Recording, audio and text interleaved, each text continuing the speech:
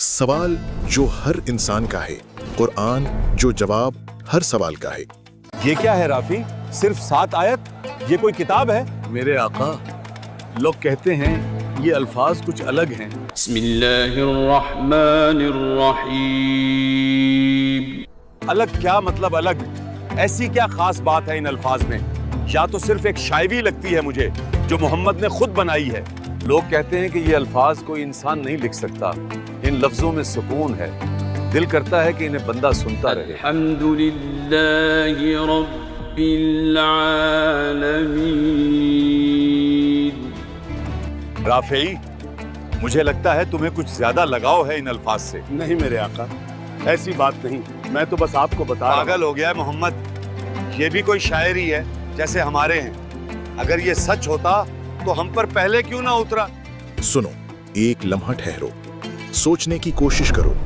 तुम्हारे सामने एक किताब है, एक ऐसी किताब जिसका पहला लफ्ज, पहला हर्फ, पहली सूरत पूरी कायनात की हकीकत को बयान करती है। लेकिन ये सिर्फ एक किताब नहीं, ये वो पैगाम है जो अंधेरे में डूबे हुए लोगों के दरमियान नाजिल हुआ। वो लोग जो बुतों को सजदा करते थे, जो अपनी बेटियों को जिंदा दफन कर देते थे, जो गुरूर और जहालत में जी रहे थे। और फिर एक रात मक्का की उन अंधेरी घाटियों में, जहां सिर्फ सांपों और बिच्छुओं की आवाजें गूंजती थीं, जहां कबीले में खून बहता था और इंसान इंसान का दुश्मन था, वहां एक नूर नाजिल हुआ। ये नूर था सूरतुल फातिहा। लेकिन ये कहानी इतनी सीधी नहीं जितनी लगती है, क्योंकि जब ये सूरत नाजिल हुई तो लोगों ने इसे मजाक समझा। उन्होंने कहा, ये क्या है, सिर्फ 7 आयत, ये कोई किताब है? उनकी आंखों में तंज था, उनके दिल में तकब्बुर था। वो नहीं जानते थे कि ये छोटी सी सूरत उनकी कब्र की पहली सीढ़ी बन सकती है, या फिर जन्नत के दरवाजों की चाबी। उस वक्त मक्का अंधेरों में था। सोचो, साल 610 ईस्वी, मक्का, एक ऐसा शहर जो तिजारत का मरकज था, लेकिन रूह का कब्रिस्तान। हर घर में एक बुत, हर दिल में खौफ। लोग उस पत्थर को पूछते थे जिसे उन्होंने खुद तराशा था। औरतों को कोई हक नहीं, गुलामों को कोई इज्जत नहीं, और सबसे बड़ी बात, अल्लाह को भूल गए थे। वो अल्लाह जिसने उन्हें पैदा किया, जिसने उन्हें रिज्क दिया, वो भूल गए थे। और इन अंधेरों में रसूलुल्लाह सल्लल्लाहु अलैहि वसल्लम को सूरतुल फातिहा के साथ पहली वही मिली। ये वो सूरत थी जो हर नमाज में पढ़ी जाएगी। ये वो सूरत थी जो अल्लाह और बंदे के दरमियान एक गुफ्तगू है। 7 आयात, लेकिन इन 7 आयात में पूरी जिंदगी का मतलब छुपा हुआ है। जब ये सूरत नाजिल हुई तो पहले मक्की कुफार, वो लोग जो अबू जहल, अबू लहब, वलीद बिन मुगीरा जैसे थे, उन्होंने इसे हल्के में लिया। उन्होंने कहा, मोहम्मद पागल हो गया है, वो कहता है कि आसमान से आवाजें आती हैं। ये सिर्फ एक शायर है जैसे हमारे भी शायर हैं। अगर ये सच होता तो हम पर पहले क्यों नहीं उतरता? उनकी जुबान पर मजाक था, लेकिन उनके दिल में डर भी था, क्योंकि जब रसूलुल्लाह सल्लल्लाहु अलैहि वसल्लम कुरान पढ़ते तो अल्फाज ऐसे थे जैसे बिजली गिर रही हो।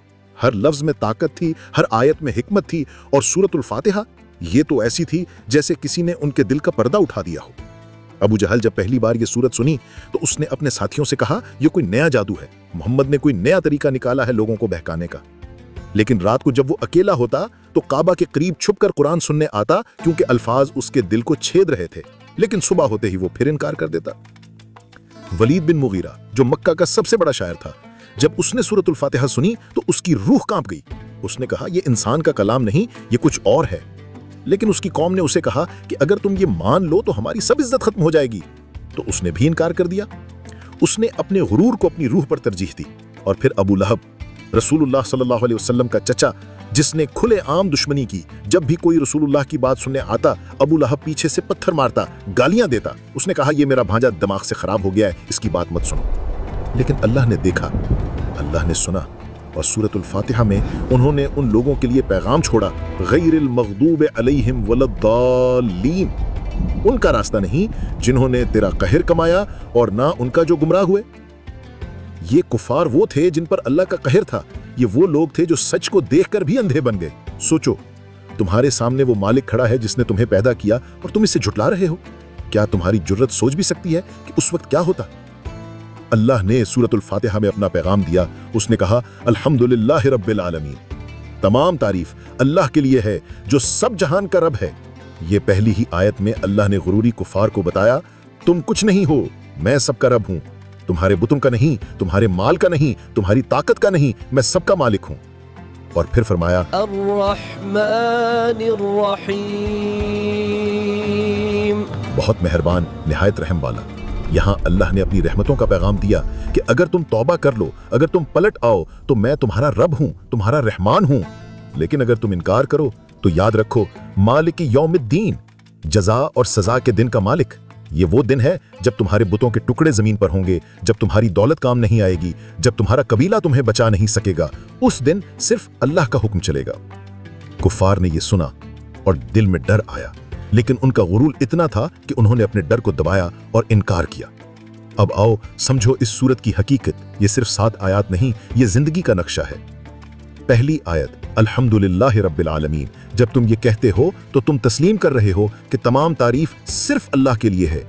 یہ بھی ایک امتحان ہے، کیا تم سچ میں مان رہے ہو یا صرف زبان سے کہہ رہے ہو؟ دوسری آیت الرحمن الرحیم، اللہ کا رحم۔ سوچو اگر اللہ رحم نہ کرتا تو پہلی سانس ہی نہ ملتی تمہیں، ہر لمحہ اس کی رحمت ہے۔ تیسری آیت مالک یوم الدین، یہ ڈر کی آیت ہے، قیامت کا دن جب سب کچھ ختم ہوگا، صرف تمہارے اعمال باقی رہیں گے۔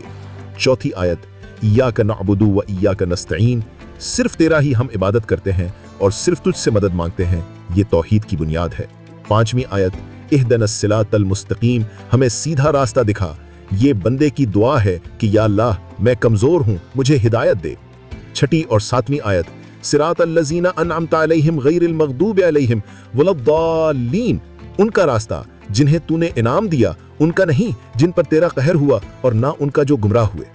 وہ کفار جو سورت سن کر بھی اندھے رہے، رسول اللہ صلی اللہ علیہ وسلم جب یہ سورت سناتے تو کچھ لوگ کھڑے ہو کر نکل جاتے، کچھ پتھر اٹھاتے، کچھ آواز ڈال کر شور مچاتے، لیکن کچھ لوگ چپ چاپ سنتے۔ ان کے دل میں ہلچل ہوتی، جیسے عمر بن خطاب رضی اللہ عنہ جب انہوں نے پہلی بار قرآن سنا تو ان کے اندر ایک طوفان اٹھا۔ وہ لوگ جنہوں نے سورت الفاتحہ کو سمجھا وہ مسلمان بن گئے، لیکن جن کی آنکھوں پر غرور کا پردہ تھا وہ نظر نہ آئے، جیسے ابو جہل، اس نے زندگی بھر انکار کیا۔ اللہ نے قرآن میں فرمایا بے شک جنہیں کفار نے انکار کیا انہیں تم خبردار کرو یا نہ کرو برابر ہے، وہ ایمان نہیں لائیں گے۔ یہ کفار کا انجام تھا، انہوں نے اپنی مرضی سے راستہ چنا اور اللہ نے انہیں چھوڑ دیا۔ سورت الفاتحہ ہر نماز میں ایک یاد دہانی ہے، ہر نماز میں ہم یہ سورت پڑھتے ہیں۔ کبھی سوچا کیوں؟ کیونکہ یہ صرف دعا نہیں، یہ ایک عہد ہے۔ ہر بار جب تم کہتے ہو ایاک نعبد تو تم عہد کر رہے ہو کہ صرف اللہ کی عبادت کریں گے۔ ہر بار کہتے ہو اہدنا الصراط المستقیم تو تم اللہ سے مانگ رہے ہو کہ وہ تمہیں گمراہی سے بچائے۔ اور جب کہتے ہو غیر المغضوب علیہم ولا الضالین تو یاد کر رہے ہو ان کفار کو جو حق کو دیکھ کر بھی اندھے رہے۔ ہر نماز ایک امتحان ہے، ہر سورت ایک یاد دہانی کہ تم کن لوگوں میں ہو، ان میں جو ہدایت پانے والے ہیں یا ان میں جو گمراہ ہوں گے۔ رات گہری ہو چکی ہے، تمہارے کمرے میں صرف ایک مدھم سی روشنی ہے، تمہارے ہاتھ میں یہ الفاظ ہیں سورت الفاتحہ۔ سوچو اگر تم کل اس دنیا سے چلے جاؤ تو تم نے کتنی بار یہ سورت پڑھی اور کتنی بار دل سے پڑھی۔ یہ سورت صرف زبان کا کھیل نہیں، یہ روح کی زندگی ہے۔ کفار نے اسے مذاق سمجھا اور وہ جہنم کی آگ میں جل گئے، لیکن جو لوگ اسے سمجھے، جنہوں نے اسے اپنی زندگی کا حصہ بنایا، وہ جنت میں گئے۔ اللہ کا رحم بھی ہے اور اس کا قہر بھی، لیکن اس کا دروازہ کھلا ہے۔ اگر تم پلٹ آؤ، اگر تم سچ میں یہ سورت دل سے پڑھو اور اس کے معنی کو سمجھو تو تم بھی ان لوگوں میں شامل ہو سکتے ہو جنہیں اللہ نے ہدایت دی، کیونکہ سورت الفاتحہ صرف ایک سورت نہیں، یہ ایک راستہ ہے، وہ راستہ جو اندھیرے سے روشنی کی طرف لے جاتا ہے، وہ راستہ جو جہنم کے دروازوں سے بچاتا ہے اور جنت کے دروازوں تک پہنچاتا ہے۔ تو آج رات جب تم سو جاؤ تو ایک بار پھر سورت الفاتحہ پڑھو، ہلکے سے نہیں بلکہ دل سے، ہر لفظ کو محسوس کرو، ہر آیت کو سمجھو اور سوچو میں کس راستے پر ہوں، کیونکہ ایک دن جب یہ دنیا ختم ہوگی، جب قبر کی اندھیری رات آئے گی، اس وقت صرف یہ سورت تمہارے ساتھ ہوگی۔ یہ سورت تمہارے لیے روشنی بنے گی یا تمہارے خلاف گواہی، فیصلہ تمہارا ہے۔